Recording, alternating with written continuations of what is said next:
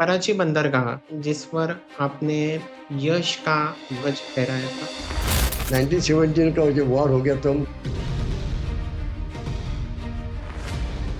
हमारा पूरा team 9 warships थे हमारे साथ में। मैसूर था, बाकी सब सारे थे। तो हम लोग कराची बंदर हार्बर है, उसके नजदीक में हमारा पेट्रोलिंग कैंप।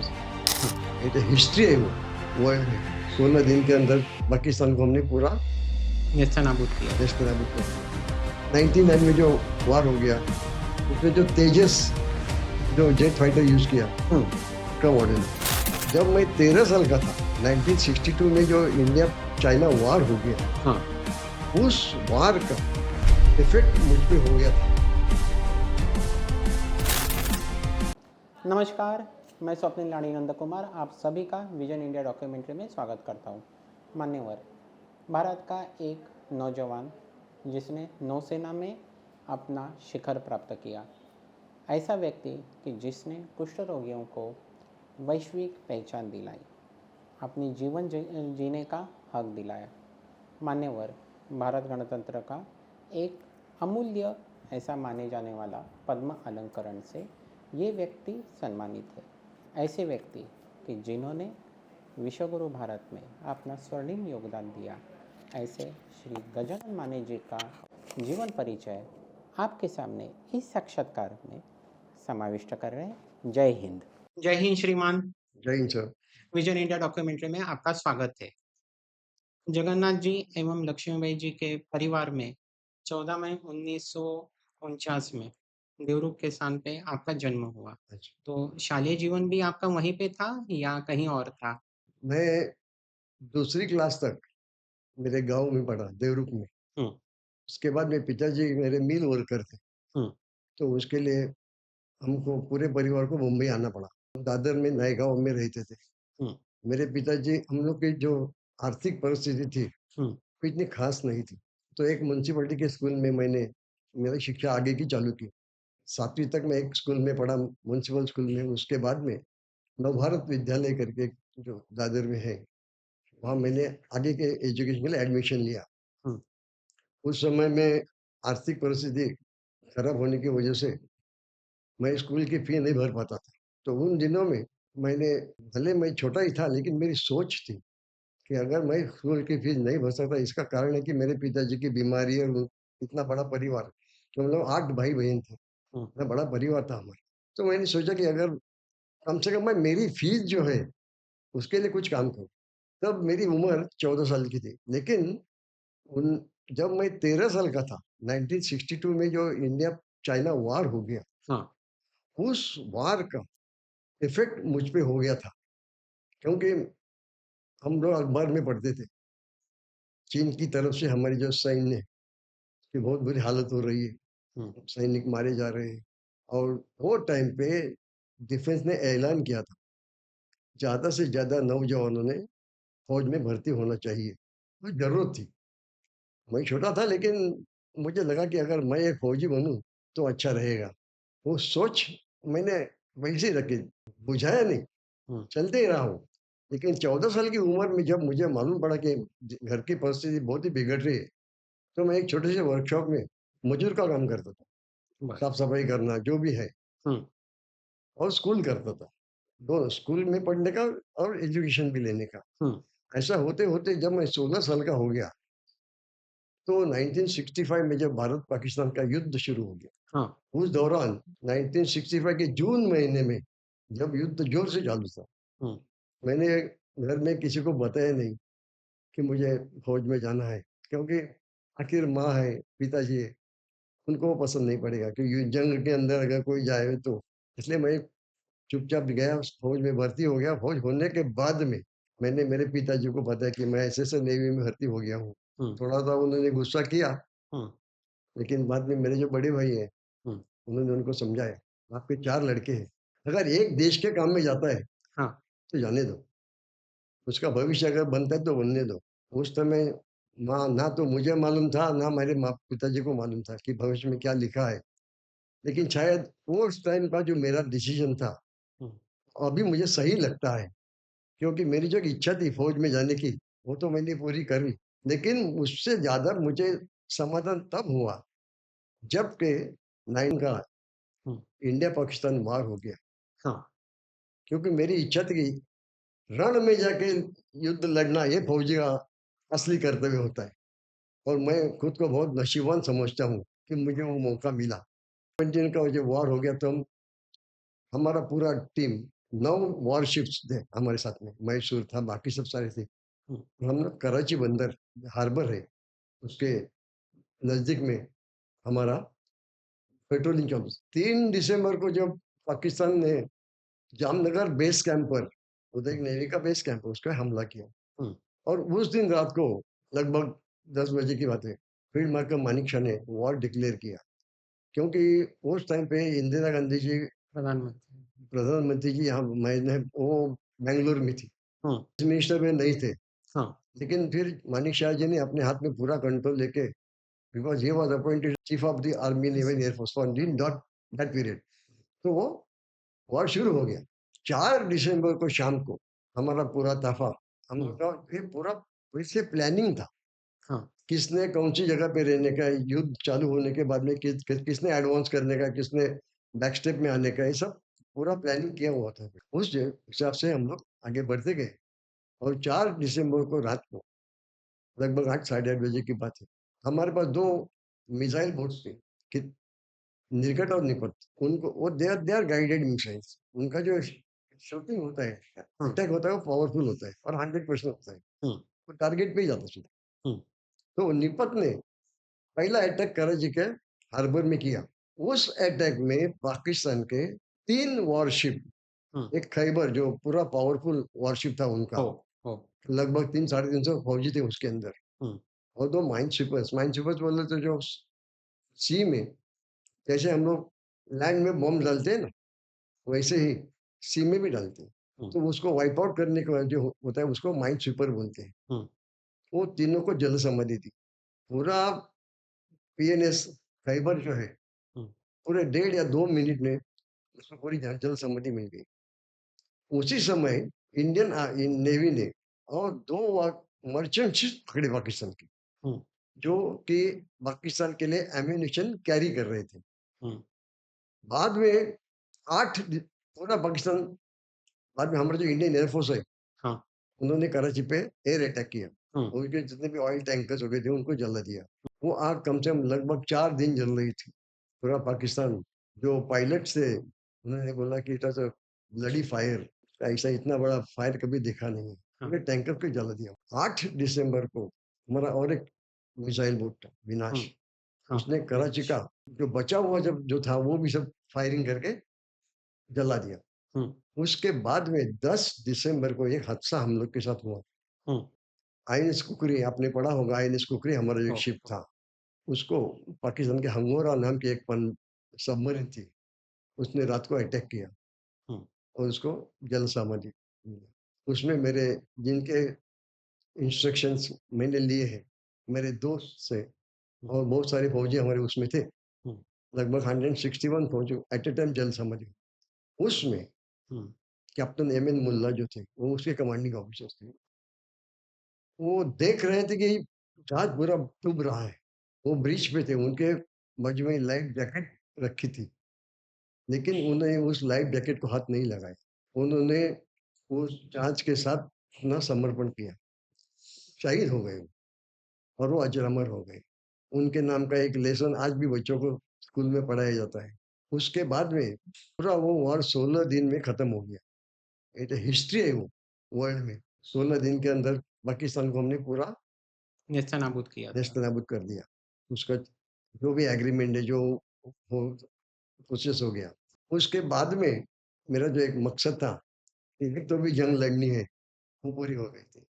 उसके बाद में 1976 में मेरा जो एग्रीमेंट था नेवी के साथ, वो खत्म हो गया। खत्म होने के बाद में मैंने एक काम आज भी मेरे दिल में पक्का समझ के रखा कि एक फौजी कभी भी रिटायर्ड नहीं होता है। हो, जो सौगंध हमको दी जाती है, हाँ, शपथ दी जाती है एक से, शपथ। वो शपथ को मैं आज भी फॉलो करता हूँ। हुँ, मैं खुद को कभी भी माजी सैनिक नहीं समझता। आज भी जो भी मैं काम पिछले 50-60 साल से कर रहा हूँ, हुँ, वो सिर्फ़ देश के लिए ही करता हूँ। आज भी मैं किसी पॉलिटिकल पार्टी से संबंधित नहीं हूँ, लेकिन जो भी है, वो देश के लिए करना है। सिविल मन में आने के बाद हुँ, मैं मेरा शादी नहीं हुआ था, वो सब करते-करते मेरा परिवार क्योंकि मैं डोंबिवली में आया। यहाँ पे कुछ छोटे-मोटे प्रॉब्लम्स थे, बट सीरियस थे प्रॉब्लम, पब्लिक के हिसाब से। तो मेरे अंदर जो फौजी था, वो बोला, "आप ऐसा शांत नहीं बैठ सकते। हुँ, ये जो समस्या पब्लिक की है, हुँ, आपको कोशिश करनी चाहिए।" और वैसे मैंने कोशिश की हुँ, और डोंबिवली के 2 बहुत बड़े प्रोजेक्ट्स हुँ। मैंने अकेले हैंडल किए। No political support. Corporation and railway के साथ डायलॉग्स करके मुझे सही 6-7 साल लगे उसके अंदर, लेकिन मैंने पेशेंस नहीं हारा। हुँ। वो दोनों सक्सेसफुल किए मैंने, फौजी कभी हारता नहीं है। हारता नहीं है। ये सब करते समय मेरा बार-बार कॉर्पोरेशन में जाना होता था। हाँ, उस टाइम पे मेरे समझ में आया कि हम लोग जिस एरिया में रहते हैं, उसके बगल के एरिया में ही कल्याण में एक लेप्रोसी की कॉलोनी है, कुष्ठ रोग वसाहत है। मैंने सोचा अगर मैं कुछ कर सकता हूँ, हुँ, इसमें मुझे किसी ने बताया नहीं कि आप जाके काम करो। ये मेरा सेल्फ डिसीजन था और मैंने कुष्ठ रोग में काम करना शुरू किया। शुरू के काल में मुझे बहुत तकलीफ हो गई हुँ, क्योंकि ये जो लोग हैं कोड़ी की बीमारी वाले, ये किसी को पास में आने देते नहीं हैं ओह! क्योंकि इनके दिल में आम आदमी के बारे में एक नफ़रत है। वो नफ़रत इसलिए है कि इस कुष्ठ रोग की बीमारी के बाद उनको उनके घरों से निकाला गया है, बेघर कर दिया उनको। हुँ, तो वो जो गुस्सा है वो उनके दिल में ही है।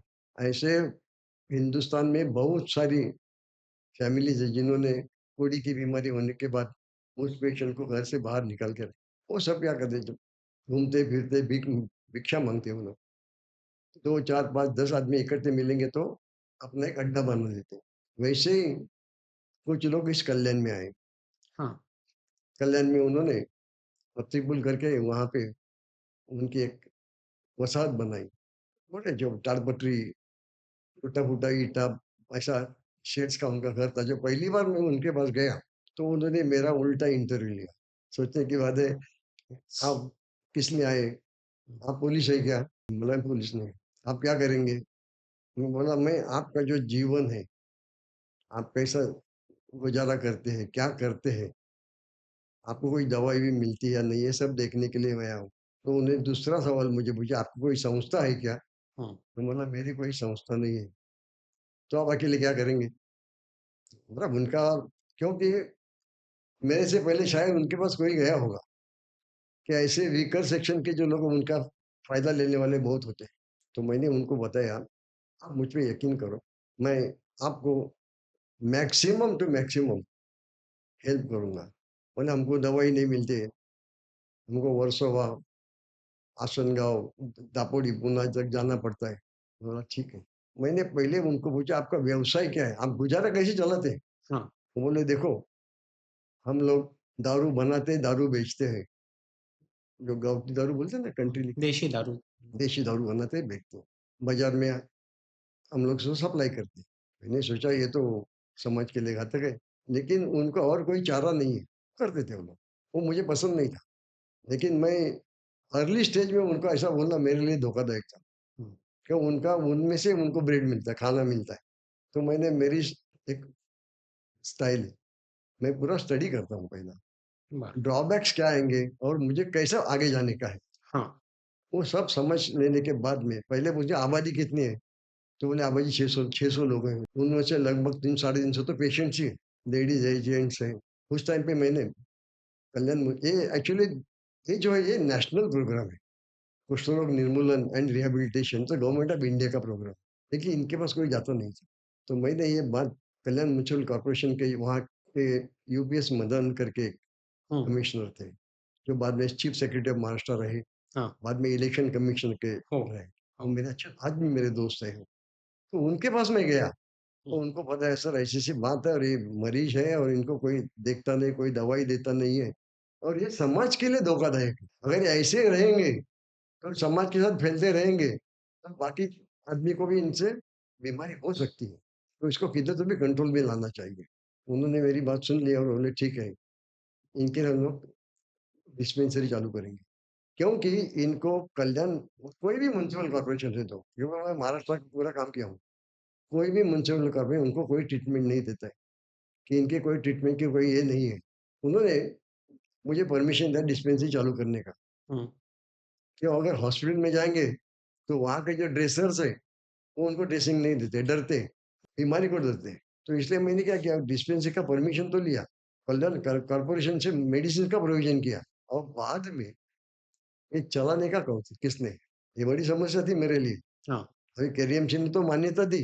हुँ, मैंने क्या किया कि उनमें से जो 2 आदमी हैं, हुँ, जिनको कुछ भी ड्रेसिंग जो बोलते हैं ना हम लोग मलहम पट्टी करने की मालूमात थी। हुँ, उनको बुलाया, उनको पूछा ऐसा-ऐसा काम है आप कर सकते हैं क्या? बोले हम करेंगे लेकिन हमारे काम रोज़ी का क्या? देखिए हम कोशिश करेंगे आप उसका ये मत करो, आप जो काम करते हो करते रहो। हुँ, मैं आपको ऐसा नहीं बोल रहा कि बंद करो करके। हुँ, लेकिन साथ में साथ ये आपके जो भाई लोग हैं, लेडीज़ है, जेंट्स है, उनको मलहम पट्टी करो।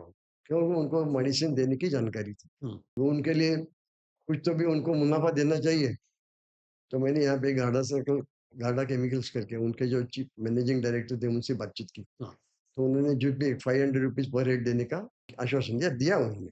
कुछ दिनों के बाद में मैंने कॉर्पोरेशन को बता दिया कि ये जो 2 आदमी हैं, जो इसको सेवा दे रहे हैं, हुँ, इनको केडीएमसी ने अपनी रोज़ मतलब डेली वेजेस पे लेना चाहिए। बहुत मंज़ूर हो गई। अभी क्या हो गया कि इनकी दवा शुरू हो गई। पेशेंट्स को थोड़ा शांति मिली कि हमको लंबा वर्सोवा या मडाला नहीं तो लंबा जाने की अभी ज़रूरत नहीं है। हो, मेडिसिन चालू हो गई। सेकंड स्टेज में मैंने क्या किया, अगर मुझे इन दारू के धंधे से इनको बाहर निकालने का है, हुँ, तो इनके रोज़गार का बंदोबस्त करना चाहिए। हाँ, इसलिए मैंने फिर कॉर्पोरेशन को अप्लाई किया। ऐसे-ऐसे ये लोग हैं और इनमें से अगर आप कुछ लोगों को अगर नौकरी दे सकते हैं, तो दे दीजिए। You will not believe corporation ने मेरी बात को मान के पहले 8 लेप्रोसी के बच्चों को काम पे लिया। ये जो पेशेंट्स थे, जिनके पास गया था, उनको भी उन्होंने सपने में नहीं देखा था कि हमारे बच्चे कभी कॉर्पोरेशन में काम पे जाएँगे। हुँ, इससे क्या हो गया, उनका मेरे पर विश्वास हो, विश्वास बढ़ गया। अब मेरा सेकंड मिशन था कि वो जो औरतें हैं, जवान लड़के हैं, जो दारू बेचने का या दारू सप्लाई करने का या पॉकेट भरने का जो काम करते हैं, वो मुझे पसंद नहीं था। मैंने उन सब लेडीज़ को इकट्ठा किया, उनसे बातचीत की कि आपके जो बच्चे हैं, उन्होंने यही काम आगे जाके करने का है क्या? उन्होंने हमको पसंद नहीं है, ये तो पुलिस आती है, मारती है, जेल में डालती है, हमको बिल्कुल पसंद नहीं है। आप कुछ कर सकते हैं क्या? मैं बोला मैं कोशिश करूँगा लेकिन आपका सपोर्ट मिलना चाहिए। हुँ, ठीक है। मैं बोला मैं आपको टेलरिंग का ज्ञान देता हूँ, सिखाऊँगा आपको कपड़ा कैसा सिलाते हैं, क्या हाँ, करते हैं, बेसिक जो है। उस टाइम में मैंने बोल तो दिया, लेकिन मेरे पास ऐसा वो टाइम पे ऐसा कुछ ये नहीं था कि कोई लेडीज़ आगे करे वो। क्यों? लेप्रोसी कॉलोनी में जाके सिखाने का है, कोई क्लास में जाके सिखाने का नहीं था। हुँ, लेकिन मेरे एक पहचान के थे, हमारे डोंबिवली के थे, अर्चना कोटवादे कारखानीज करके मैडम थी। तो बोली, "मानी जी आपका ये जो मैंने सुना है आपके बारे में और मुझे टेलरिंग का ज्ञान है। मैं आपको मदद कर सकती हूँ। मैं बोला देखो आपके पहले आपके मिस्टर को पूछो, क्यों ये खतरनाक काम है। हाँ, मैं खुद फायर से खेल रहा हूँ, लेकिन आप बाद में मुझे ब्लेम नहीं करने का किसी ने। नहीं, नहीं बोले नहीं मैं करूँगी। उन्होंने 8 लेडीज़ को कपड़ा सिलाने का ज्ञान प्रश दिया। मशीन मैंने प्रेज़ेंट दिया उनको, 10 मशीन हमने डोनेशन में मिलाई। हुँ, अब उन 10 लेडियों को मशीन दी। उसका फ़ायदा क्या हो गया, वो लेडीज़ क्या करती थी उल्लासनगर या आजू-बाजू के जाके छोटा-मोटा और जो ऑर्डर लाते हैं ना हुँ, घर में और कपड़ा बनाते हैं, वो चालू किया। उसका असर बाकी औरतों पे हुआ। मेरा मकसद क्या था कि इन औरतों को मुझसे से बाहर निकालने और का रोज़गार और उपलब्ध उनके जो करा। बच्चे हैं, उनको स्कूल में डालने का। बच्चे स्कूल में जाते नहीं थे। मैंने उनके जो आदमी लोग थे, उनसे भी बात किया। तो बोला, "आपके बच्चे को स्कूल में क्यों नहीं भेजते? आपके बाजू में एक स्कूल है छोटा-सा, भेजो उधर।" आप हैरान होंगे, उन्होंने मुझे क्या बताया, हुँ, "साहब आप बोलते बराबर है। हुँ, हमारे बच्चे स्कूल में जाने चाहिए। लेकिन हमारे बच्चे स्कूल में जाके क्या करेंगे, जो आज दारू हम लोग देशी बनाते हैं, वो विदेशी बनेंगे। ये उनकी ये सोच है, सोच थी। सोच थी कि हमारे बच्चे इसमें से कभी बाहर नहीं निकलेंगे। हुँ, वो देख के मैं भी हैरान हो गया और इस सब से इनको बाहर निकालने का था। बहुत बड़ा चैलेंज था मेरे लिए। इस मैंने कॉर्पोरेशन की छोटी सी स्कूल थी, पतरे का शेड था ऐसा, उसमें बच्चों को आने को उनकी माता जी को बोला कि भेजो बच्चों को इधर, और केडीएमसी के जो शिक्षा के अधिकारी थे, उनसे बातचीत करके टीचर का उधर प्रोविजन किया। अभी बच्चे आना चालू हुए, लेकिन बच्चे भी क्या है जो डेली नहीं आते थे। हाँ। तो मैंने क्या किया कि जो पाउडर मिल्क होता है, पाउडर का दूध बनाते हैं हम लोग, तो वो दूध बना के बच्चों को देने का। जो बच्चा स्कूल में आएगा, वो उनको दूध दूध पिएगा मिलेगा। स्कूल में आएगा, समझे क्या नहीं? तो उससे क्या हो गया, बच्चों के एक अट्रैक्शन हो गया, हाँ। और फिर उनको फ्री स्टेशनरी देना चालू। ये सब करते-करते मैंने जो पहले 8 लड़कों को काम में लगाया था, बाद में और 7 लगाया, ऐसा करते-करते हुँ। आज की तारीख में मेरे लेप्रेसी कैंप के 57 आदमी ईस्ट कल्याण म्युनिसिपल कॉर्पोरेशन में काम करते हैं। जो रिटायर हो गए उनके बच्चे काम पे आते हैं। मैं उनको पहले ही दिन मैंने बताया था, मैं आपके लिए कोई भी चंदा नहीं माँगने वाला हूँ। हुँ। डोनेशन लेके काम करना मेरे प्रिंसिपल में बैठता नहीं, नहीं है। मैं नहीं करूँगा। फिर मैं क्या करता था, इनके जो बच्चों की स्टेशनरी है, उसके लिए मैं किताबें किसी भी माँग लेता था। चौपड़ी हो गया, पेन, पेंसिल, बॉक्सेस। मैंने उनको बोला था, मैं डोनेशन इसलिए नहीं लूँगा, क्योंकि आप जो गलत काम कर रहे हैं इधर, ये पूरे थाने जिले को मालूम है कि यहाँ पे ऐसा गलत काम होता है, उसमें से ये लोग पैसा कमाते हैं। हुँ। और अगर ऐसी संस्था के लिए मैं किसी के पास डोनेशन माँगने जाऊँगा, तो मुझे नहीं देंगे डोनेशन। उल्टी मेरी उसमें इंसल्ट होएगी। इसलिए मैं आपको डोनेशंस के लिए किसी के पास जाऊँगा नहीं। जितना हो सकता है मैं करूँगा। ऐसा करते बाद में कम से कम 47-48 लेडीज़ को हमने ट्रेनिंग दिया, डिप्लोमा इन टेलरिंग दिया। उनको मशीन्स दी। जो टोटल अपाहिज है, हुँ। टोटल अपाहिज है, ओह! मतलब जिनको बच्चे भी संपूर्ण नहीं, अपंगत्व। संपूर्ण, जिनको बच्चे भी नहीं है, उनको क्या कर सकते हैं हम लोग? हुँ। उनके लिए मैंने केडीएमसी को, कल्याण म्यूजिक कॉर्पोरेशन से बात की कि इनको आप कुछ अनुदान दीजिए। जैसा राम नाईक जी ने ₹500 का अनुदान चालू किया था। हो। हाँ, तो राम नाईक जी को मैं बहुत पहले से पहचानता हूँ उनको। हुँ। तो मैंने एक केडीएमसी को अलग से रिक्वेस्ट की, क्या आप इनको और ₹5,000 का अनुदान चालू करो। वो बोले ठीक है, तो मंजूर हो गया। तो जो टोटल अपाहिज है उनको ₹1500 500 गवर्नमेंट का मिलता था, ओह! और अनुदान। ₹1000 केडीएमसी ने चालू किया। कुछ साल के बाद मैंने, जब राम नाईक जी राज्यपाल हो गए थे यूपी के, तो मेरे कैंप्स को विज़िट करने को आए, तो बोले, हाँ। "मान्य जी, मैं एक दिन आपके कैंप में ज़रूर आऊँगा।" बोले उस टाइम ये तहलका हो गया था कि यूपी के राज्यपाल कल्याण में एक लेप्रोसी कॉलोनी को विज़िट करने आ रहे हैं। ओह! वो हिस्ट्री बनी थी वो। तो उस टाइम पे मैंने राम नाईक जी से बोला था, "सर, आपने 500 चालू किया, मैंने और 1000 उसमें डाला है। लेकिन मेरी आपसे रिक्वेस्ट है कि आप हमारे जो कमिश्नर साहब आपके बाजू में बैठे हैं, उनको बोलो ये 1000 का 2500 कर दो।"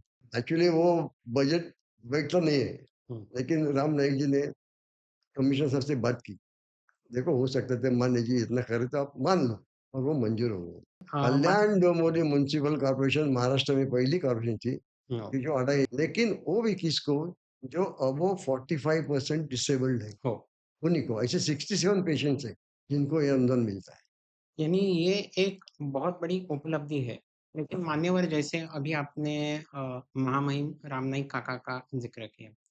तो मैं आपका जो ये साक्षात्कार है वो 2 हिस्सों में मैं यहाँ पे ये करना चाहूँगा, डिवाइड करना चाहूँगा। एक, आप नौसेना, हमारा जो विज़न इंडिया डॉक्यूमेंट्री जो एक संकल्पना है, वो कमांडर वी के जेटली जी की ये संकल्पना है, जो हमारे नौदल में कार्यरत थे, आईएनएस विराट पर। तो हमें पता है, तो हम उनको हमेशा एक कहावत बोलते थे, ये मेरा है, कि नदियों किनारे तो गाँव बस जाते हैं, समुंदर पे तो खाली राजा राज करता है। जो व्यक्ति, जो गजानन शिशु था, जो युवा था, वो चुपके से, अपने परिवार से चुपके से नौसेना में दाखिल हुआ। लेकिन जब वो बाहर आया, तो उसके सीने पे ये एक संग्राम चक्र था। बहुत मुश्किल होता है। मैंने आपके छायाचित्र देखे, तो मेरी आँखें भर आई, मेरा सम्मान, यानी मैं किस व्यक्ति का साक्षात्कार लेने वाला हूँ, वो मैं रात भर सो नहीं पाया कि जितने भी नौसेना के अधिकारी थे, वो खड़े थे, आपको सम्मानित करते वक़्त। वो आपके नौसेना के जहाज़ पे हम मैंने आपके छायाचित्र देखे। जो छुपके से गजानन नौसेना में आया था, वो चक्रा लेके बाहर आया।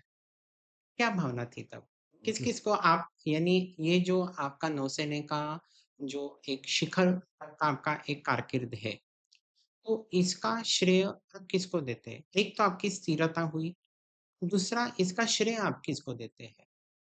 नौसेना में जो आप कार्यरत रहे, इसका श्रेय आप किसको देते हैं? अपने मम्मी-पापा, वहाँ के गुरु मेरे जैसे अभी आपने बताया, मुल्ला जी का ज़िक्र मेरे किया। पिताजी का जो संस्कार मुझे हुए हैं, हाँ, उनको तो मैं दूंगा ही। हुँ, बाद में मेरी एक सोच हुँ। को मैं ज्यादा इम्पोर्टेंस दूंगा, क्योंकि मेरी जो सोच है उसके ऊपर मेरा पूरा भरोसा है।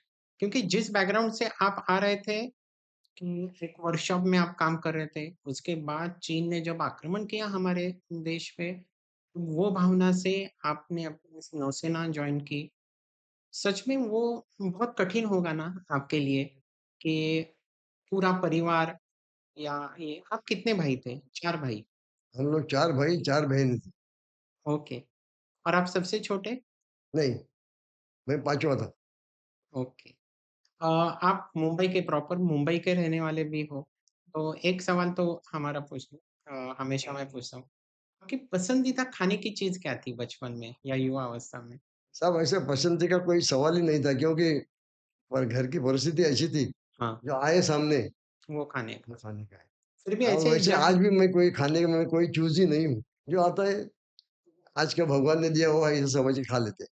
माँ के हाथ हाँ, का फिर कुछ भी हाँ, अगर कोई त्योहार हो तो मैं पूरन पोली बहुत ज़्यादा पसंद करता हूँ। माँ के हाथ का कोई एक व्यंजन? मेरी माँ जो है ना, वो बेसन का जो ये होता है ना, लड्डू? नहीं, बेसन के जो रोटी बनते हैं ना, चपाती, हाँ, वो हाँ, बहुत अच्छी बनाती थी। हुँ, और आज भी मुझे वो याद आती है।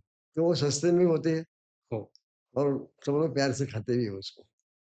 आज भी मुझे वो याद आता है कि मेरे माँ के हाथ का जो बेसन का जो है, वो बहुत अच्छा लगता आपका जो ये नौसेना से या हमारे भारतीय सेना से जो हम सीखते हैं कि शिस्त प्रियता, वक्तशीरपणा यानी टाइम टेबल हम अपना फॉलो करने का और जीवन में सच्चाई निभाने का, जो भी कार्य है वो प्राण निष्ठा से संपूर्ण करने का।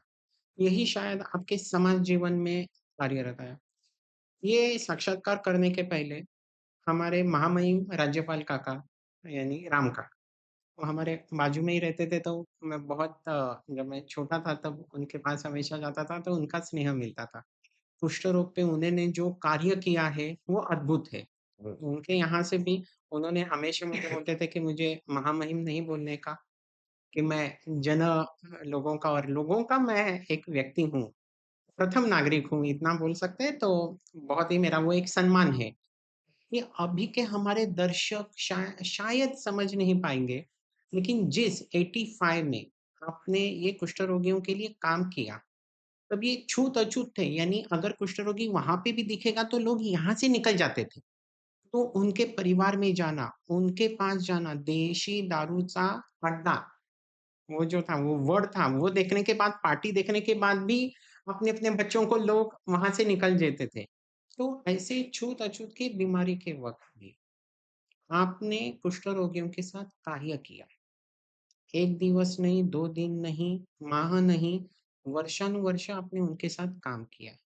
कोई ऐसा अनुभव हमारे साथ आप शेयर करना चाहोगे, सामायिक करना चाहोगे कि जो कुष्ठ रोगियों के साथ आपने व्यतीत किया होगा? देखो, जब मैंने उस वक़्त क्षेत्र में काम शुरू किया, हुँ, पहले तो 2-3 महीने मैंने मेरे घर में भी नहीं बताया। मिसेज़ को भी नहीं बताया कि मैं क्या कर रहा हूँ। उसको इतना मालूम था कि कुछ नहीं। लेकिन मैं ज़्यादा दिन वो सीक्रेट नहीं रख सका।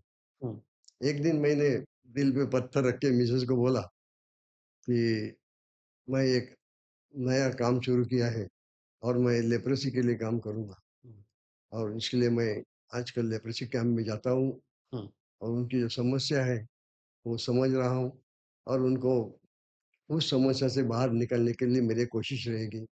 पहले तो मिसेज़ ने विरोध किया। देखो, आपके 2 छोटे बच्चे भी हैं, अपने को उनका भी ख़्याल रखना चाहिए। आप कर सकते हैं, आप में वो हिम्मत है, और आप एक कदम जब उठाते तो आप पीछे नहीं लेते, ये मुझे हुँ, पक्का मालूम है। हुँ, लेकिन जो भी करना है सोच समझ के करो। मैंने उसको इतना ही बोला था, मुझ पे भरोसा रखो कि अपने को कोई भी नुकसान नहीं होगा, क्योंकि जो काम हम लोग करने जा रहे हैं, वो भगवान का काम है। एक इंसानियत का काम हम लोग कर रहे हैं। और मैंने उनको एग्ज़ाम्पल्स ये थे, जैसे बाबा आमटे जी हो गए, मदर तेरेसा हो गई, शिवाजीराव पटवर्धन जी हो गए, ओह! जिन्होंने डेडिकेटेड देयर लाइफ फॉर लेप्रोसिस। हुँ, तो उनको अगर कुछ नहीं हुआ है, तो मुझे पूरा भरोसा है कि मुझे भी कोई तकलीफ नहीं होगी। उसके बाद में मुझे मेरी मिसेज़ ने एक अच्छा सवाल पूछा था वो टाइम पे, हाँ, कि ये जो लेप्रोसी लोग हैं, क्योंकि बाद क्या हो गया बाद में ये लोग हमारे घर में आ गए। मैंने मेरे घर के दरवाजे खुले रखे थे और मिसेज़ को भी बोल के रखा था। वो आए, ठीक है, उनको नफ़रत मत करो और मेरी मिसेज़ जो है वो एक शिक्षक की लड़की है, तो मुझे अच्छा फ़ायदा हो गया उसका, कि उसने कोई उनसे नफ़रत नहीं की। उसके दिल में है कि अगर आजू-बाजू सोसाइटी में रहते हम लोग, कुछ बोलेंगे तो बोला उसको कुछ फ़िक्र मत करो आप। इस सोसाइटी वाले कभी कुछ नहीं बोलेंगे, क्योंकि मैंने जो सोसाइटी के लिए किया है, उसका पूरा भरोसा उनके है कि मान जी गलत काम नहीं कर सकते। और आज भी मेरे घर में लेप्रोसी हमारे आते हैं, हमारी दिवाली उनके साथ होती है। पूरे एरिया को मालूम है। आते हैं, बैठे हमारे साथ चाय पीते हैं। मेरे बच्चे उनके पास जाते हैं, बहू जाती है, ऐसा कुछ नहीं और मुझे ऐसा कोई सीरियसनेस कभी मालूम नहीं पड़ा उसमें। इसमें एक और दूसरी हाँ, मत इम्पोर्टेंट बात मैं आपको कहना चाहूँगा इसमें, कि इसका जो दूरी थी समाज में और लेप्रोसी में, हाँ, वो कम करने में मैं यशस्वी हो गया हूँ। क्योंकि अर्थात पहले जो नफ़रत थी बहुत लेप्रोसी के ज़्यादा बारे थी। में, मैं क्या करता था, जब मैं कैंपस में जाता था, तो मुझे पब्लिक पूछती थी, "भाई आप उधर जाते क्या करते?" तो उनको बोलता था, "अगर आपको आने का, आपको देखने का, आप ज़रूर आओ।" हुँ, मैं उनको लेके जाता था। जब उनको लेके जाता था, तो मैं पेशेंट्स के हाथ पकड़ता, उनसे बात करता था, उनके पास उनका ड्रेसिंग चलती है, वो देखता था। इससे क्या हो गया कि उन पब्लिक को भी मालूम पड़ा कि ये डरने की कोई चीज़ नहीं है। हुँ, और ये जो पेशेंट थे, जिनके दिल में आम पब्लिक के बारे में एक नफ़रत थी कि मुझे बीमारी की वज़ह से घर से निकाला है, हुँ, वो कम हो गई। आज आज के दिन में समाज के लोग आते हैं उधर, हमारे लेबर जाते हैं, सब प्रोग्राम में मिक्सअप होते हैं। ये जो बदलाव है, ये मेरे लिए बहुत बड़ी चीज़ है। जो जो बहुत वो देश के लिए एक उपलब्धि है। मुझे इसमें और एक योगदान पूछना था कि जैसे कुष्ठ रोग यानी सच में एक नफ़रत से लोगों के तरफ देखा जाता था। इवन ऐसे होता था कि जिस परिवार में अगर वो बच्चा भी जन्म हो जाता था, तो अगर गरीब का परिवार होता था, तो उसको वो कहीं जाकर रख के आते थे। ऐसे भी हालात वहाँ पे थे 85 और हालाँकि अभी मैं विदर्भ दौरे पे था, तो डॉक्टर अनिल गोल्लर जी एक ऑर्थोपेडिक सर्जन हैं, वो भी कम से कम उन्होंने 4000 से ऊपर कुष्ठ रोगियों की सेवा करके शस्त्रक्रिया वहाँ पे विदर्भ प्रांत में की है। तो वो भी मुझे वही सामयिक कर रहे थे कि इसमें मुझे एक जैसे मैंने उनको एक सवाल पूछा था। आपने अभी मुझे कहा तो एक राइटर मोड पे मैं आपको पूछना चाहूँगा। नौसेना में आप गए, वो परिवार को पता नहीं था। कुष्ठ रोगियों का आप काम कर रहे हैं, वो परिवार को पता नहीं था। तो आपकी शादी लव मैरिज या अरेंज मैरेज या वो भी घरवालों को पता नहीं थी? मेरी शादी क्या अरेंज मैरेज है, क्योंकि मेरे एक असूल है पहले से। हुँ, ऑफ द रिकॉर्ड समझो हम किसी लड़की को देखने जाते हैं, अगर हम उसको रिजेक्ट करते हैं, हुँ, तो हमारा कुछ नहीं बिगड़ा। लेकिन उस लड़की के जो पड़ोसी है, आजू-बाजू है, अरे इसको रिजेक्ट किया है, तो इसका मतलब लड़की में कुछ दोष होगा। इसलिए मैंने मेरे जो बड़े भाई साहब हैं, हुँ, जो अपना बाज़ार के चेयरमैन है, जो फाउंडर मेंबर ऑफ अपना बाज़ार है, हाँ, ये चेयरमैन प्रभाकर जगत माने, हाँ, तो उनको मैंने बोला था, "जो भी लड़की आप देखो, हुँ, पहले आप और भाभी जी जाके देख के आओ। आप हाँ, पसंद करो, अगर आपको अच्छा लगा तो मैं हाँ, आऊँगा।" क्योंकि मैं जाने का बाद में उनको रिजेक्ट करने का वो मुझे बिल्कुल पसंद नहीं है। हुँ। और मेरी मिसेज़ भी एक खेड़े गाँव की, मैं रहता हूँ शहर में, दादर जैसी जगह पे रहता था, लेकिन लड़की देखने के लिए रत्नागिरी गया था। सौभाग्यवती का नाम स्मिता, और कितना सहयोग रहा ये कुष्ठ रोगियों की मदद करने के लिए उनका? उन्होंने कभी नफ़रत नहीं की। हाँ, आते थे, बिठाते उनको पानी पिलाते थे, चाय पूछते थे, हाँ, दिवाली के टाइम पे आएँगे, ऐसा कुछ उसके दिल में ये नहीं है, हुँ, उसका सपोर्ट भी रहा। उसने कायम मुझे बोला है, "अगर आगे कदम उठाते हो तो फिर पीछे मत जाओ।" ये एक बहुत बड़ा सपोर्ट होता है। जाने का है तो आगे ही जाओ, नहीं तो क्या होता है कि जाने का आधा छोड़ के आने का, ऐसा नहीं। अब मेरा हिस्ट्री में लाइफ टाइम पे हिस्ट्री में मेरा एक डिसीजन है, हुँ, जो भी मैं निर्णय लेता हूँ, हाँ, वो मैं अकेले करता हूँ। इसलिए मेरे पूरे लाइफ का जो प्रोग्राम उसका नाम है एकला चलो रे। एकला चलो रे। मैं कभी किसी को बोलता नहीं कि मेरे साथ आओ, आपको आने का है आओ। लेप्रोसी में मैं आज 37 ईयर्स काम करता हूँ। ओह! आज भी मैं किसी को भी बोलता नहीं कि आप मेरे साथ लेप्रोसी में काम करके आओ, क्योंकि मैं उस फायर से खेल रहा हूँ। समझो कोई आए और उसका बैड लक, उसको कोई तकलीफ हुई तो उसका पूरा परिवार बर्बाद। इसलिए मैं किसी को इनवाइट नहीं करता हूँ, आओ, आने का है, आओ काम करो, ठीक है। और ये एक मुझे लगता है विश्व के पहले ऐसे व्यक्ति रहेंगे कि जो एकला चलोरे के साथ भी without any financial demand and support, आजकल ऐसे रहता है कि समाज सेवा करेंगे, वो उसके शिखर पे भी जाएँगे, लेकिन वो किसी और के धन से या नहीं, किसी और के कार्य से। तो ये एक बहुत बड़ी आपकी उपलब्धि है कि आपने सरकार के पास जाके आज भी ऐसे है कि मैं बहुत सारे लोगों को जानता भी हूँ कि जो अच्छे पदों पे है, जो कुष्ठ रोग से पीड़ित थे या उनके परिवार कुष्ठ रोगों से पीड़ित थे, जिनको आज भी वो बोलते हैं कि बिकॉज़ ऑफ यू, आपके कारण आज उनके परिवार अच्छी ज़िंदगी जी रहे हैं। और ये सब खुद के पैसे से करवाना और किसी को आश्रित, हमारे मराठी एक साहित्य कोश में आश्रित शब्द है कि आशीर्वाद। डिपेंडेंट नहीं रखने का, उनको खुद के ऊपर।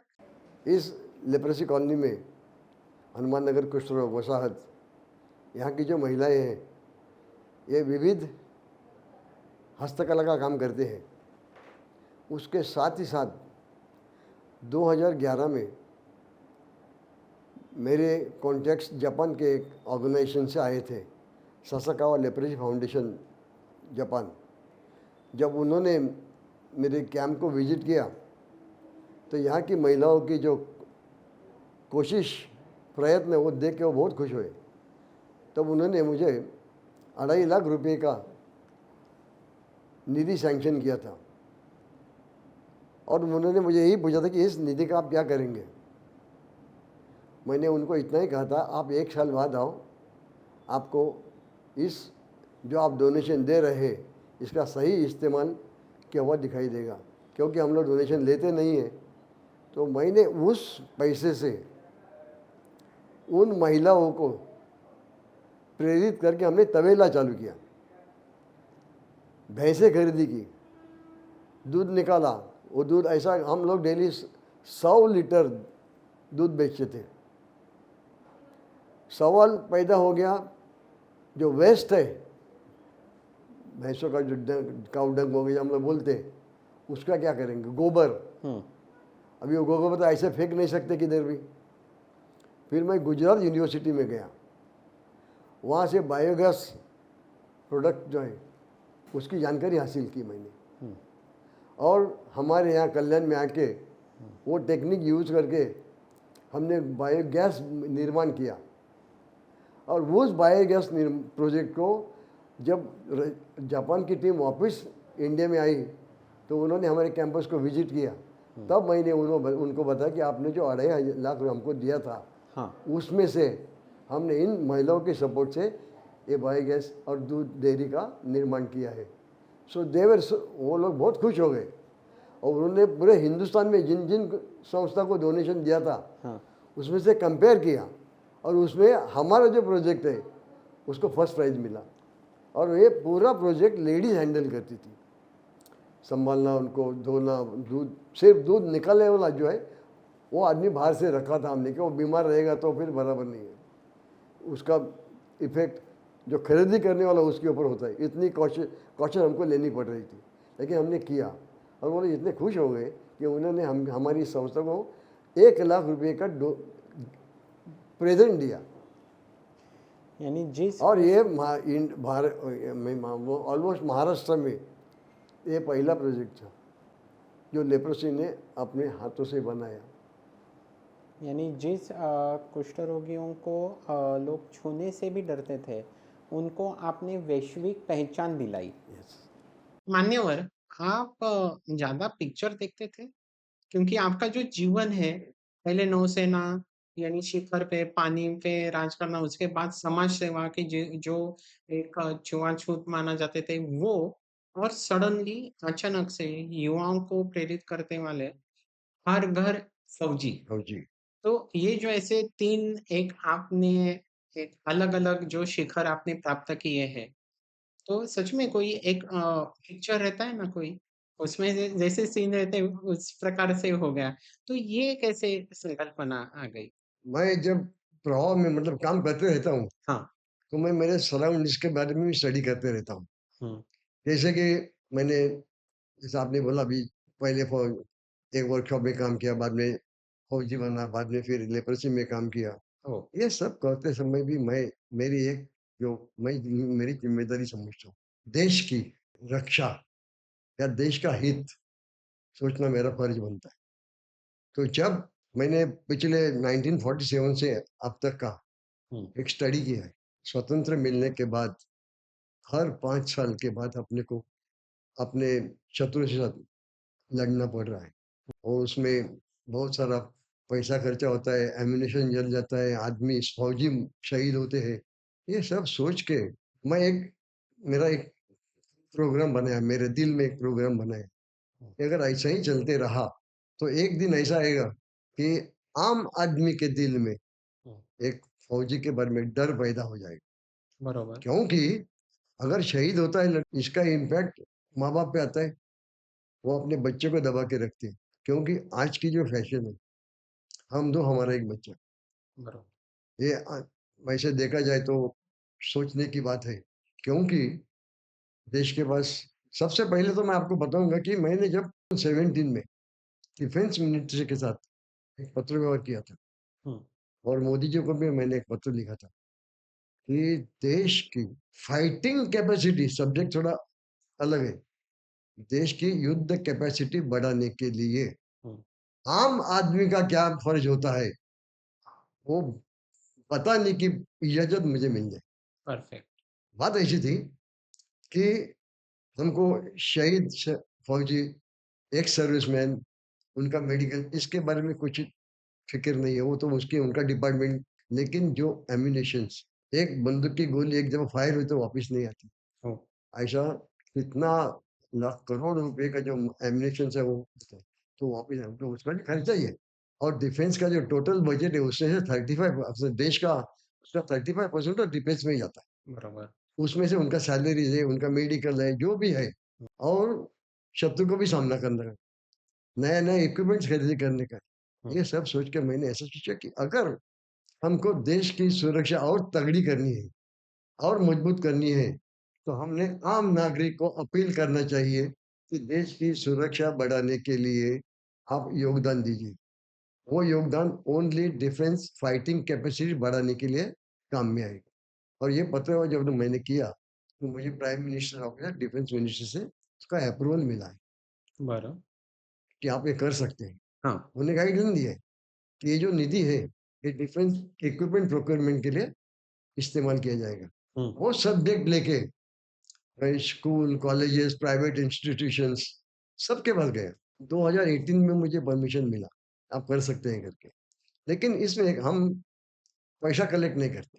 हम क्या करते हैं कि पब्लिक को आप देश की डिफेंस के फंड्स में किस तरीके से पैसे भेज सकते हैं, उसका तरीका बताते हैं। जैसे कि भले आप मुझे ₹500 देने का है, तो ₹500 मैं स्टेट बैंक में डिफेंस अकाउंट के लिए भेजता हूँ। वो डायरेक्ट डिफेंस अकाउंट नहीं जाता और उसमें बीच में कोई हम लोग मीडिया नहीं, हम लोग पैसा कलेक्ट करने वाले नहीं है। We only guide the people, हम लोग मार्गदर्शन करते हैं कि मार्गदर्शन। इस तरह से आप देश की कैपेसिटी बढ़ा सकते हो। और ये सब्जेक्ट जब मैं पब्लिक में लेके गया, जिनको समझा उन्होंने सपोर्ट किया, जिनको नहीं समझा वो बोले ये तो जिस हम लोग टैक्स भरते हैं, सोचने की बात है। मैं बोला ठीक है आप टैक्स भरते हैं बराबर है, लेकिन आपका एक फर्ज आप पूरा करते हैं। साथ में अगर समझो बड़ी लड़ाई होगी, बड़ा कुछ प्रॉब्लम आया देश के लिए, हुँ, तो फिर हम क्या करेंगे? जो फौजिया सीमा में खड़ा है, उसके हाथ में अगर लेटेस्ट टाइप का इक्विपमेंट नहीं रहेगा, तो क्या कर सकता है वो? जब तक वो उधर फुल्ली इक्विप्ड है, तब तक हम घर में शांति से सो सकते हैं। इसलिए आप योगदान दीजिए। और ये बात बहुत सारे कॉलेज, स्कूल्स के बच्चों में पसंद आई। ये सब करते समय जब मैं बच्चों के साथ बोलता था, हाँ, तो मुझे समझ में आया, बच्चे बाद में मिल के मुझे बताए, "सर, आपने इतना बताया लेकिन हमको फ़ौज में भर्ती कैसा होने का या डिफेंस का करियर कैसा है, इसकी जानकारी नहीं मिलती है। हुँ, इसके लिए आप कुछ कर सकते हैं क्या?"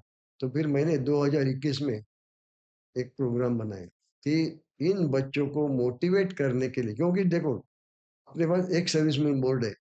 मैं क्रिटिसाइज़ नहीं करूँगा। लेकिन एक सर्विसमैन बोर्ड जो है, वो बॉटम तक नहीं जाता है, गाँव-खेड़ा में नहीं जाता है। हाँ, इसलिए वहाँ के जो बच्चे हैं, उनको इसकी मालूम ही नहीं पड़ता।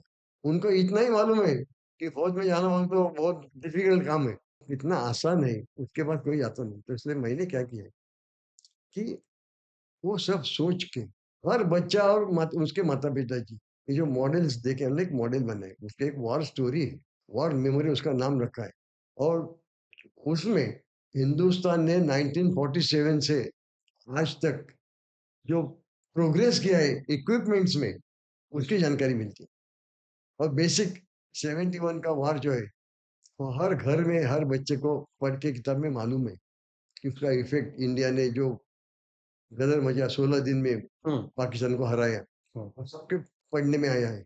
उसका पिक्चर हमने बनाया उधर। ये कहाँ पे स्थित है? ये ये डोंबिवली में ही है, महाराष्ट्र के डोंबिवली। डोंबिवली में ही है। हुँ, ये बनाने के समय एक विजय सूर्यवंशी यहाँ पे कमिश्नर थे। हुँ, तो पहले मैंने मेरा प्रोग्राम चॉकआउट किया, एक ऑर्डिनेट डिज़ाइन बनाया मैंने। किस तरह से बच्चों को अट्रैक्ट कर सकते हैं। हुँ, क्योंकि मैं आपका 5 मिनट समय लूँगा अभी। डोंबिवली में एक शहीद सच्चन करके था। उसका एक स्मारक बनाया इधर, सच्चन स्मारक करके है। गार्डा सर्कल इधर है वहाँ पे है। हाँ, 1971 के वॉर में जो आईएनएस खुखरी को एक या मतलब जब डूब गई, हो, उसमें जो मेरे साथी थे, ये उनमें उसको 50 साल पूरे हो गए। बरं. तो मुझे उन मेरे दोस्तों को श्रद्धांजलि अर्पण करनी थी।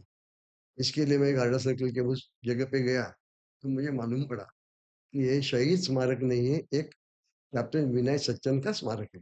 तब मैंने फैसला किया कि अगर आज एक विजय सच्चन का स्मारक है, इस डोंबिवली, कल्याण या ठाणे जिला से लगभग 8 से 10,000 फौजी आज सीमा पे खड़े हैं। अगर उनमें से कोई शहीद हो गए, तो क्या हम अलग शहीद स्मारक बनाएँगे? ये गलत होगा। हं, इसलिए मैंने कलेक्टर साहब से बात करके, कमिश्नर से बात करके, एक ही शहीद स्मारक पूरे जिले में होना चाहिए। जो कानून है, शहीद स्मारक जिले में एक ही होना चाहिए। बरं. उसके लिए मैंने प्रेशराइज़ किया कॉर्पोरेशन को कि हम ऐसा बनाएँगे। तो उन्होंने बोला मानिए जी आपके जो दिल में है और पेपर पे उतारो। आप क्या कहना चाहते हैं?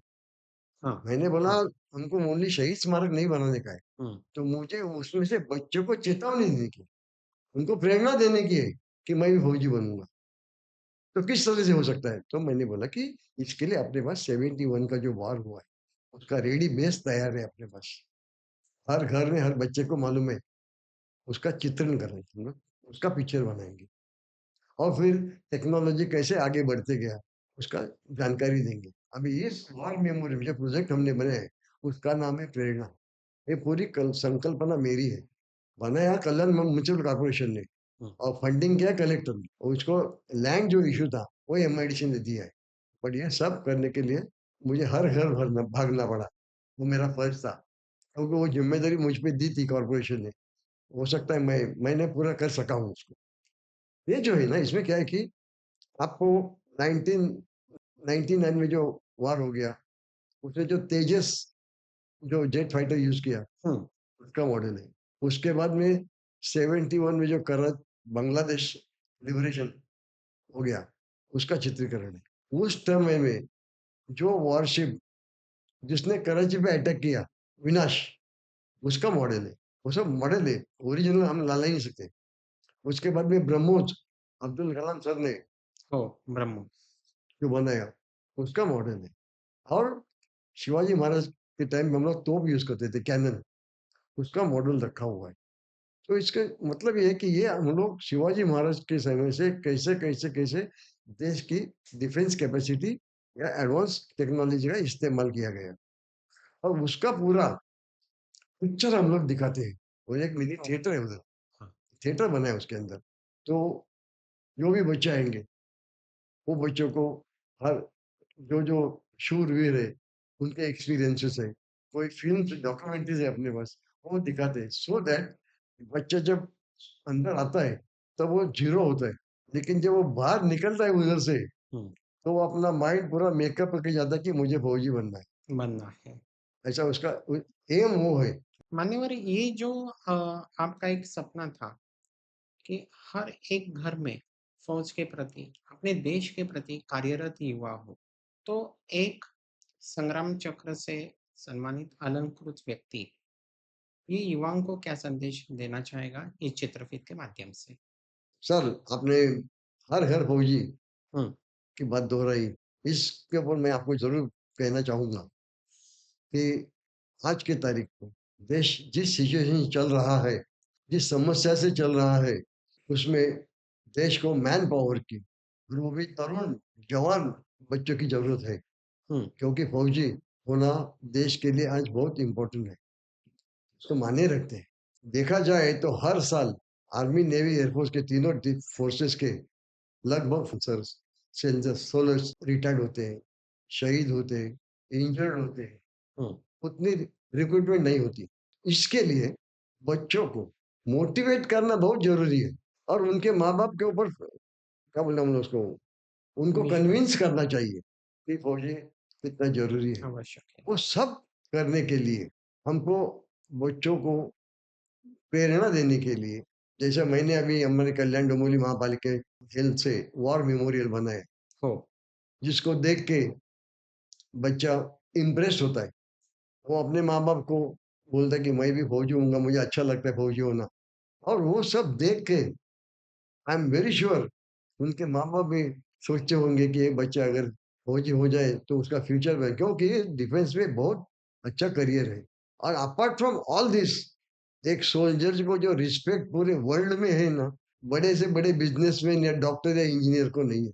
मैं बहुत बार जब कॉलेजेस में इनसे बात करता हूँ तो मैं उनको बताता हूँ, आप किसी भी देश में जाओ, एक अच्छा बड़ा से बड़ा बिज़नेसमैन, अच्छा से अच्छा डॉक्टर, अच्छा सा इंजीनियर ले लो और हुँ, उनके सामने एक फौजी खड़ा करो। वो तीनों बड़ी आसानी है, लेकिन वो फौजी को वंदन करते हैं। फौजी इतना इम्पोर्टेंट, एक why I tell this because इससे क्या होता है कि बच्चों को इंस्पिरेशन मिलता है कि फौजी इतना इम्पोर्टेंट है। हो, वो जो इम्पैक्ट जो मैं बोलता हूँ, वो उनके दिमाग में जाता है और वो घर में जाते हैं, वो सोचते हैं कि एक फौजी होना वो, इसलिए मैंने और भी एक सुझाव किया था जो पार्लियामेंट में आया नहीं, मेरी इच्छा थी कि पार्लियामेंट में आए। हुँ, वो ऐसा था कि हर स्कूल में हिंदुस्तान के, हुँ, हर स्कूल में, कॉलेज में नहीं, हुँ, एक आर्मी का सोल्जर, मैं नेवी नहीं बोलूँगा, एयरफोर्स भी नहीं बोलूँगा, लेकिन आर्मी का सोल्जर जो फुल्ली ड्रेस्ड होता है यूनिफ़ॉर्म, जो अट्रैक्टिव होता है, हुँ, वो स्कूल के एंट्री में उसका एक मॉडल लगाए। एग्ज़ैक्टली, तो परफेक्ट। क्या होगा कि बच्चा तो स्कूल में सुबह जाता है ना, तो मॉडल को देखता है, दिल में आता है मैं भी ऐसा होऊँगा। और जब घर में वापिस जाता है लौट के, तो वो देख के जाता है, तो वो सोच उसके घर में जाती है। इसका ऑटोमैटिक इफ़ेक्ट बच्चों पे होता है और फिर बच्चा अपने माँ-बाप को बोलता है कि मुझे फौजी होना है। ये एक सबसे बड़ा एक अचीवमेंट इसमें रहेगा। हुँ। मैंने कोशिश की, लेकिन वो बात वहाँ तक पहुँची नहीं। नहीं, ये तो आवश्यक भी है और आवश्यक है। आवश्यक है क्योंकि जैसे अभी रशिया यूक्रेन है, आखाती देश है। पहले 15 दिन में या कोई एक टाइम लिमिट रहता था युद्ध का, हम ये युद्ध महीना-महीना खींच रहे हैं। तो ये आपका जैसे हर घर फौजी जो एक अभियान है, ये अत्यंत उपयुक्त है और देश के लिए एक मुझे लगता है श्रेयस्कर ऐसा एक कदम रहेगा। मान्यवर, एक नौसेना अधिकारी, हमारे जो विकसित भारत है उसके लिए जो हमारे युवा हैं, उनको क्या इस चित्रफित के माध्यम से संदेश देना चाहेगा? विकसित भारत, ये जो हमारा एक सपना है, हमारे पंतप्रधान जी का है, हमारे देश का है कि हिंदुस्तान दुनिया में सबसे ऊँचाई पे जाए।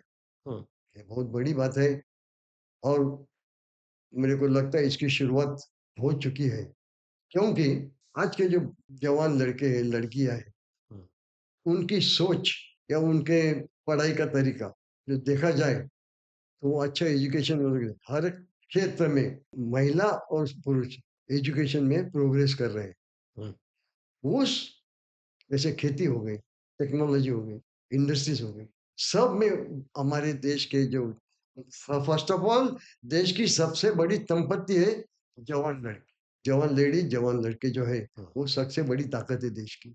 इस ये जो पीढ़ी है, इन्होंने जो सीखते हैं, उसका इस्तेमाल, उसका नॉलेज अपने देश की उन्नति के लिए किया जाए। हम अभिमान से बोलते हैं कि मेरा बच्चा अच्छा-अच्छा पढ़ के यूएस गया, परदेश गया, ठीक है, लेकिन किधर तो भी सुनने में थोड़ा दुःख होता है। अगर वही लड़का, वही उसका नॉलेज जो है वो अगर हमारे हिंदुस्तान में अगर काम में लाएगा तो देश की उन्नति होगी। आप सहमत होंगे नहीं मुझे मालूम नहीं, लेकिन ये सहमत मेरी हूँ, सोच है। सहमत। जैसे अभी महिला सक्षमीकरण की बात है, हाँ, हमारे देश की लड़की लेडीज जो है वो आज पुरुष के साथ कंधे को कंधा लगाए काम करती है, पायलट हो रही है, हो, नासा में जा रही, प्रोग्रेस हो रहा है। लेकिन उन लेडीज ने भी, जो गांव खेड़े में रहने वाली औरतें, उनको भी सपोर्ट करना चाहिए, उनको भी ज्ञान देना चाहिए, और उनके जो छोटे छोटे व्यवसाय है उसकी जानकारी उन गरीब महिलाओं के तक पहुंचनी चाहिए, ताकि वो भी सक्षम बने। इससे देश की गरीबी तो कम होगी ही, लेकिन सोच बदलेगी। सबसे बड़ी सोच बात है कि बदलेगी। देश के बारे में देखने का नजरिया बदलेगा। समझे? ये होना जरूरी है और ये आवश्यक होगा, है। क्योंकि आज जो जिस तरह से एजुकेशन हो गया, बाकी डेवलपमेंट हो रही, स्पोर्ट, सब सब चीज से देखा जाए तो देश प्रगति और बढ़ रहा है। हो, और जो सपना है मोदी जी का 2047 तक विकसित है आत्मनिर्भर भारत, वो होने को अभी ज्यादा टाइम नहीं लगेगा। और मुझे पूरा यकीन है एक दिन ऐसा आएगा इस देश में कि विदेशी लोग वहां पढ़ के यहाँ पे आएंगे नौकरी करने के लिए। हुँ, तथास्तु, सच में होना चाहिए, होना चाहिए। इतनी प्रगति हमारे देश की हुई। और आप जैसे अभी आपने सूचित भी किया, मानिए और हमारे जो चित्रफित है, वो 1 लाख दर्शक के ऊपर हमारे दर्शक हैं और 9 देशों के विभिन्न नागरिक हमारे इस चित्रफित को देखते हैं। हमारे जो भारत के बाहर, जो हमारे भारतीय निर्वासित है या वहाँ पे स्थापित है, वो भी बहुत सारे युवा हैं। विश्व गुरु भारत का जो एक अपना स्वर्णिम सपना प्रधानमंत्री नरेंद्र दामोदर दास मोदी जी ने देखा है, तो उसमें भारत के बाहर के जो युवा हैं, उनको क्या आप संदेश देना चाहोगे? अनिवासी भारतीय युवा। मैं इतना जरूर कहूंगा, जो भारतीय है लेकिन नौकरी की वजह से या और कई वजह से विदेश में जाके भी स्थापित हो रहे हैं, हुँ, ठीक है, लेकिन मैं उनको इतना जरूर कहूंगा कि वहाँ की जो एडवांस टेक्नोलॉजी है, वहाँ की जो साइंस है, जो भी है, हुँ, उनको वहाँ सीखो और हमारे देश में आके उसका इस्तेमाल करो, इससे उसका यूज करो इधर, ताकि हम भी उनके साथ आगे बढ़ सकेंगे। सोच अच्छी है, हुँ, वो चाहते हैं, वो कुछ पढ़ते हैं, स्टडीज करते हैं, उसका इस्तेमाल देश की प्रगति के लिए प्रगति होना के लिए। चाहिए। ये मेरी सोच है। मानिए और अभी हम अलंकरण के एक अध्याय पे आते हैं। 2 अलंकरण हैं। एक आप प्रचलित है डोंबिवलीचे काका, डोंबिवलीकरांचे काका. तो मैं गोरेगांवकर हूँ, क्या मैं आपको काका संबोधित कर सकता हूँ फिर? धन्यवाद। तो मान्यवर, ये जो अलंकरण है, वो बहुत ही एक पूरे परिवार के लिए, अपने समाज के लिए, मित्र परिवार के लिए और वो व्यक्ति के लिए एक स्वर्णिम योगदान रहता है। आपको मिला हुआ संग्राम चक्र, उसके बाद आपको मिला हुआ कुष्ठ मित्र और हमारे प्रधानमंत्री नरेंद्र दामोदर दास मोदी जी के मंत्रिमंडल द्वारा पारित प्रस्ताव के उपरांत महामहिम द्रौपदी मुर्मू जी, हमारे भारत गणतंत्र की राष्ट्राध्यक्षा, उन्होंने आपको पद्मश्री अलंकरण से सम्मानित किया। इसके पश्चात और एक है जो हमारे महाराष्ट्र का ऑस्कर माना जाता है, गुणवंत कामगार पुरस्कार। मैं श्रेणी थोड़ा-सा ये इधर-उधर हुआ तो उसके लिए क्षमस्व। तो क्या ये अलंकरण के बारे में आप हमसे सामायिक करना चाहेंगे? एक फौजी का फर्ज समझ के जो काम शुरू किया, तब मैंने कभी सोचा नहीं था कि मुझे कुछ पुरस्कार मिलेंगे या मेरा जो काम है वो रिकॉग्नाइज किया जाएगा, ऐसा सोचा हुँ, नहीं था। हुँ, लेकिन मैं, जैसे स्टेट गवर्नमेंट ने मुझे गुणवंत कामगार ऑस्कर हो, दिया, उसके बाद में जिनके लिए मैंने मेरे 37 ईयर्स की सेवा दी है, कुछ उन्होंने मुझे कुष्ठ पुष्ट विकार, पुरस्कार दिया है। और संग्राम मेडल जो मैंने युद्ध में सहभाग लिया, हो, उसका हो, जो दिया है। और वो सब का जायजा करके भारत सरकार ने मेरे पूरे कामकाज का लेखा जोखा देख के हुँ, शायद मुझे पद्मश्री के लायक समझा। और हो सकता है उनकी एक अपेक्षा मेरे से रहेगी कि मेरे से और कुछ अच्छा काम हो जाए, और मैं, अगर मुझे ऐसा मौका मिला तो मैं ज़रूर और कुछ इससे भी बढ़कर ज़्यादा काम करूँगा। और मेरी और एक ख़्वाहिश है, अगर वक़्त आएगा और देश को फ़ौजी की ज़रूरत पड़ेगी, तो मैं आज भी उस सीमा पे बंदूक लेके खड़ा रहने को तैयार हूँ। शायद मुझे लगता है यही सपना लेके आप नौसेना में दाखिल हुए थे। कराची बंदरगाह जिस पर आपने यश का ध्वज फहराया था आपके साथियों के साथ, वही युवा आज मेरे सामने है। तो यही युवा आगे जो हमारे भारत 100 वर्ष पूर्ण करेगा आज़ादी के, आपकी 3 ख्वाहिशें कि हाँ। जो आप पूर्ण करना चाहोगे। जैसे आपने कुष्ठ मित्र में आपने योगदान दिया, तो वैसे आपकी 3 ख्वाहिशें कि जो आप पूर्ण करना चाहोगे आने वाले भविष्य में? जिस चीज़ के लिए मैं मेरी 37 इयर्स की जो सर्विस दी है, वो जो कुछ तो बंधे हुए, हाँ, उसने सम्मान से जीना चाहिए। और सबसे पहली बात है, जैसे बहुत पहले देवी करके एक बीमारी होती थी, हो जो पूरी नष्ट हो गई, उसी तरह से इस संसार से कुछ रोग की निर्मूलन होना चाहिए। दूसरी मेरी ख्वाहिश है कि देश के हर घर में, मेरा देश, मेरा वतन, ये जो एक सोच है, वो हर घर में, हर परिवार में रहनी चाहिए। हुँ, तीसरा लास्ट है, जो कि जो सपना हर हिंदुस्तानी का है, कि देश आज पूरे दुनिया में सबसे ऊपर जाना चाहिए। और वो अगर देखने को मुझे मिला, तो मेरे जैसा सुखी आदमी कोई नहीं होगा। यानी विश्व गुरु भारत का जो हमारा सबका सपना है, वो पूर्ण करने के लिए हम प्रतिबद्ध रहे, यही मुझे लगता है इस साक्षात्कार का एक हेतु रहेगा और यही साक्षात्कार का एक संकल्प भी रहेगा। मान्यवर, बहुत ही मुझे लगता है व्यस्त दिनचर्या आपकी है और उस व्यस्त व्यस्त दिनचर्या में भी आपने हमें समय उपलब्ध करवाया और हमारा जो विकसित भारत है, उसमें आपने युवाओं को आपके सपने से अवगत किया। ये हमारे लिए एक बहुत बड़ी उपलब्धि है। मैं विज़न इंडिया डॉक्यूमेंट्री की तरफ से आपके मनःपूर्वक आभार व्यक्त करता हूँ। जय हिंद। जय हिंद, धन्यवाद सर।